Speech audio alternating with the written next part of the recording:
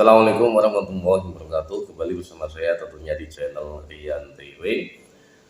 Setelah mendengar keputusan bahwa Indonesia tidak jadi menjadi tuan rumah atau host Piala Dunia U20 kemarin, saya bukan sedikit lagi ya, sangat kecewa banget ya, sangat kecewa sekali karena ini merupakan ajang yang sangat bergengsi di dunia, karena persepak bolaan di Indonesia sendiri juga di Asia pun belum begitu bisa berbuat ya, ataupun belum bisa bersaing. Namun sebenarnya ini adalah momen dimana momen U20 ini kan sebagai ajang pencarian bakat ya di dunia sepak bola ya. Ini merupakan momen untuk anak muda Indonesia unjuk gigi, kemudian bisa dilirik oleh klub-klub luar negeri yang nantinya bisa menjadikan pemain-pemain Indonesia ini berpengalaman di kancah internasional seperti itu. Itu sebenarnya tujuannya kan itu ya, selain terkait dengan ekonomi yang di situ pasti persoalan hotel-hotel yang tidak jadi disewa, kemudian masalah daya beli yang seharusnya di situ ketika ada Piala Dunia itu daya belinya kemungkinan ditargetkan bisa beberapa persen segitu, dan akhirnya itu tidak jadi. Nah, dengan tidak terjadinya itu sebelumnya ada penolakan yang dilakukan oleh beberapa tokoh nasional. Salah satunya yang menjadi sorotan terbesar itu adalah kepada Ganjar Pranowo, yaitu sebagai kader PDIP, dan juga Koster Gubernur Bali juga sebagai kader PDIP, di mana Ganjar Pranowo ini menolak timnas Israel untuk bermain di Indonesia. Jadi pernyataannya tegas seperti itu, bukan menolak Piala Dunia ini dilaksanakan di Indonesia. Yang jelas kenapa Ganjar Pranowo itu menolak timnas Israel untuk bermain di Indonesia, ini sebenarnya kalau dikaitkan dengan kemarin politik atau apa, sebenarnya ya tetap nyambung dengan politik ya, sepak bola seperti ini. Cuman di sini kita bisa belajar sedikit tentang sebuah kesetiaan, sebuah komitmen yang dilakukan oleh Ganjar Pranowo, di mana dia dengan tegas dengan panduan Partai PDI Perjuangan itu menyatakan bahwa Israel ini adalah negara penjajah, dan seorang negara penjajah itu tidak boleh di Indonesia itu tidak diakui, atau dalam Undang-Undang Dasar, pembuka Undang-Undang Dasar 1945 itu menyatakan bahwa penjajahan di atas dunia harus segera dihapuskan. Ini sebuah panduan ataupun semacam motivasi di mana Ganjar menolak Israel ini untuk bermain di Indonesia, bukan menolak Piala Dunia di Indonesia seperti itu ya. Dan juga kader PDIP yang lain seperti Koster yang sudah unjuk gigi ya. Nah, memang di Bali ini kan sebenarnya digunakan, salah satu stadionnya digunakan untuk untuk event Piala Dunia ini, dan juga untuk kemarin drawing seperti itu. Jadi itulah yang menurut saya sebuah komitmen, di mana komitmen yang harus dilakukan, harus bersikap. Hal inilah yang menurut saya penting. Kenapa harus penting? Maka dengan adanya komitmen seperti ini, dengan kesetiaan seperti ini kepada partai, komitmen terhadap undang-undang ataupun bagaimana dia harus bersikap, itu kan menunjukkan bahwa sebenarnya orang-orang seperti ini adalah orang-orang yang tegas terhadap pendiriannya, setia terhadap negaranya, setia terhadap kelompoknya seperti ini. Ketika hal seperti ini kita bandingkan dengan yang namanya kubu sebelah ya, calon presiden sebelah itu Anies Baswedan, di mana kita tidak melihat ya sejarah Anies Baswedan itu setia ya dari satu partai ke partai lain ya. Jadi perjalanan politiknya mulai 2012 sampai 2023 ini kita melihat tidak ada kesetiaan sama sekali di dalam diri Anies Baswedan.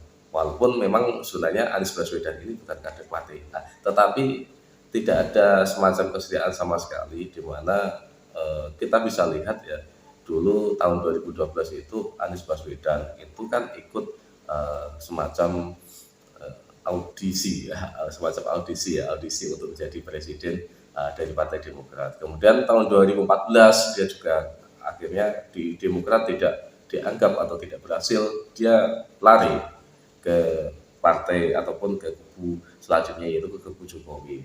Ke kubu Jokowi tidak berselang lama dia dipecat, akhirnya lari juga ke kubu Gerindra, di mana saat itu Gerindra menjadi semacam partai yang beroposisi dengan Jokowi.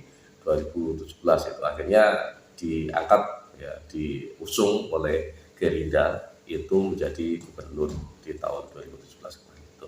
Tapi di tahun 2023 22 kemarin ya, tahun 2002 kemarin pun setelah dari Gerindra selesai itu lari, karena ada momen yang semacam memanggil dia dari Partai Nasdem yang secara apa ya, secara partai itu akhirnya berhadapan-hadapan dengan Prabowo, di mana Prabowo ini mengusung Anies Baswedan di tahun 2017 sebagai gubernur DKI.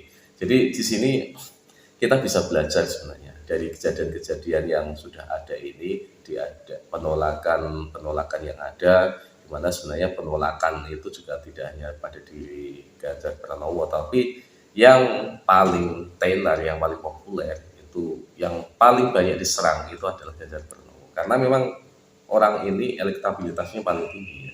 Jadi orang yang tidak terlalu pengaruh ya juga tidak akan mendapatkan serangan. Katakanlah Novel Bangmin ya, dia kan secara tegas lantang seperti itu, PKS lah katakan ya, tidak terlalu pengaruh di dunia politik Indonesia, karena secara elektabilitas pun partainya juga tidak ada apa-apanya dengan PDIP, ataupun secara elektabilitas tokohnya itu juga tidak ada apa-apanya dengan Ganjar Pranowo yang ada di kubu PDIP. Itu kan seperti itu ya. Saya yakin kemarin yang banyak menyerang, banyak kekecewaannya itu dengan serangan yang babi buta itu, yang seperti yang dikatakan Ganjar Pranowo di podcastnya di acara Mata Najwa, di YouTube-nya Mata Najwa itu mengatakan bahwa ada memilah, jadi ada orang yang benci, ada yang orang yang semacam menghina, ada orang yang semacam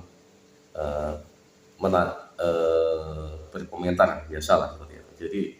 Jadi orang-orang yang sebenarnya menghina itu sampai berkata-kata kasar seperti itu, menurut saya itu sebagian kecil orang-orang yang sebenarnya secara politik, mereka pun berpolitik ya, sebenarnya itu ada momen seperti itu dimanfaatkan untuk menyerang Ganjar Pranowo agar secara elektabilitas Ganjar Pranowo ini menjadi hancur. Menurut saya seperti itu juga, seperti apa yang dikatakan oleh Ganjar Pranowo ini.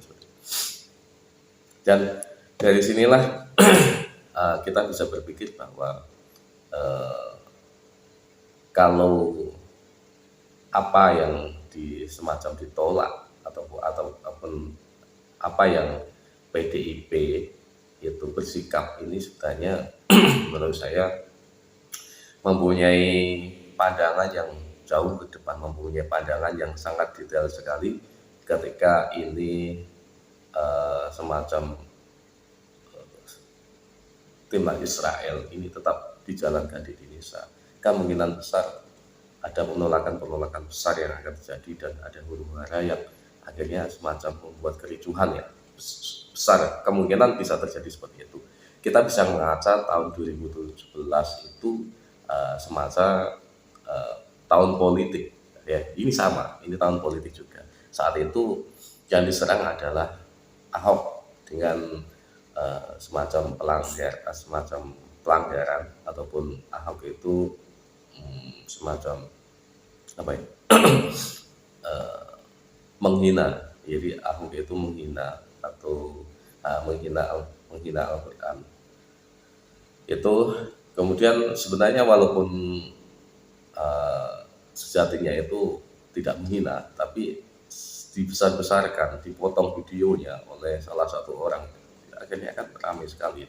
Akhirnya sampai semacam demo berjilid-jilid, kemudian itu kan malah semacam merusak.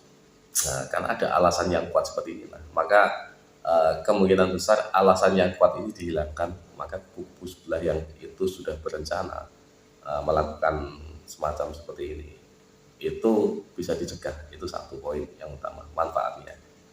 Manfaat dibalik Piala Dunia ini tidak ada di Piala Dunia U20 ini di cancel di Indonesia. Walaupun sebenarnya tujuan utamanya bukan mengcancelnya, karena keputusan fix dari FIFA itu mengcancelnya sendiri seperti itu.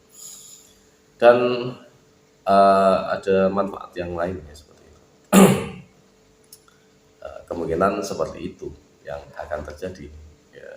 Dan ini impact-nya akan semakin besar ketika ini terjadi ya, ataupun Piala Dunia ini diadakan di Indonesia dan timnas Israel ini main di Indonesia. Ada alasan yang sangat kuat mereka untuk berbuat anarkis, menurut saya seperti itu.